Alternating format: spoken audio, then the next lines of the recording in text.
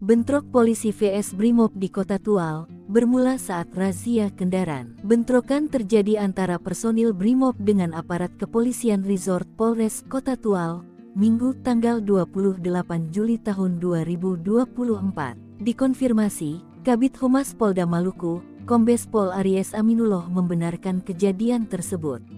Katanya, Brimob melakukan penyerangan terhadap personil Polres Kota Tual. Lanjutnya, salah paham hingga berujung bentrokan berawal saat aparat Polres Kota Tual tengah melakukan patroli disiplin lalu lintas. Saat razia, ada seseorang yang diamankan, sementara salah seorang temannya berhasil kabur. Tak berselang lama, datang puluhan orang yang langsung menyerang personil polisi.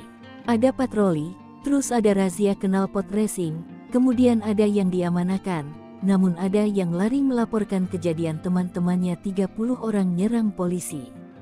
Indikasinya ada anggota Brimob, jelas Kombes Pol Aries, Minggu malam. Kemudian terjadi penyerangan itu, imbuhnya. Menurutnya, kondisi sudah mulai kondusif, namun belum diketahui dampak kejadian itu.